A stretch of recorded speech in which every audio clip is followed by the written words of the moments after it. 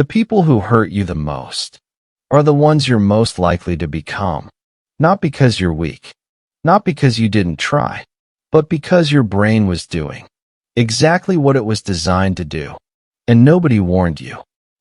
Maybe you were 10 years old, sitting quietly in the corner, watching something you never wanted to see, and you thought, I will never be like that.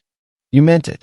But somewhere between growing up and becoming an adult, you caught yourself, mid-sentence, mid-argument, mid-reaction, and you froze, because what just came out of you sounded exactly like them.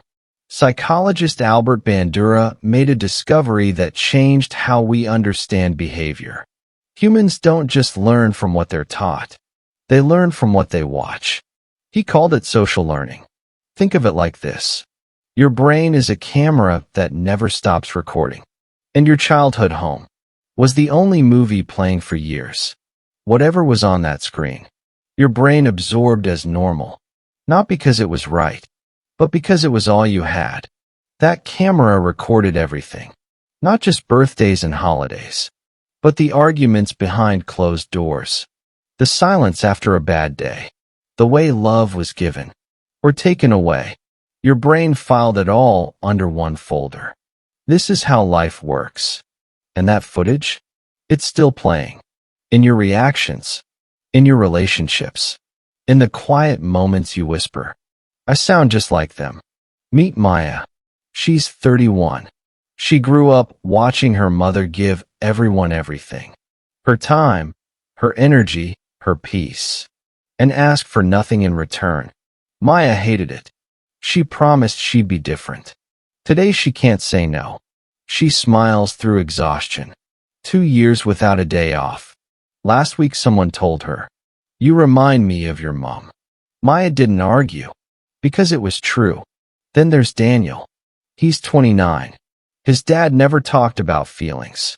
When things got hard, silence. When he was hurt, he disappeared. Daniel hated that silence growing up. Today his girlfriend says he shuts down during arguments, goes cold when he's hurt, pulls away when things get difficult. It doesn't feel like a choice. It just feels like him. But it isn't him.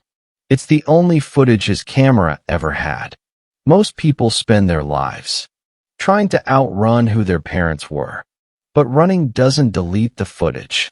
You can move cities, cut contact, build a completely different life. If you never examine what your camera recorded, the film keeps playing.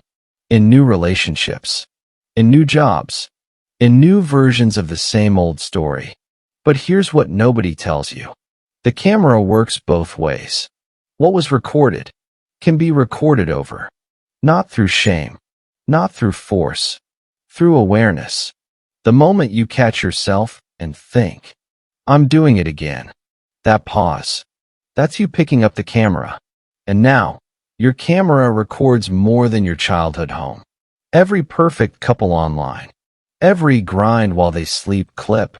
Every filtered version of love and success. That reaches your screen. Your brain is always watching. So the question was never, will I be influenced? The real question is, who are you choosing to record? Next time you react. In an argument, under stress, in a quiet moment. Pause. Ask yourself, whose footage is this? Not to judge, not to blame, just to notice. Because noticing is how you stop being the audience and start becoming the director. You swore you'd be different, and maybe you already are, in ways you can't fully see yet. But the footage still playing? That's not your failure. That's just a film made before you were old enough to hold the camera. You can't delete what was recorded, but you can decide what gets filmed from here. Some patterns don't end on their own. They end when someone finally picks up the camera. You're here. You're watching. You're paying attention. That's you picking it up. Name one pattern you caught yourself repeating and break it publicly in the comments. Not to shame yourself, but because naming it out loud is the first step to changing it. Subscribe to Behind Minds. Because here, we don't blame the movie. We change the director.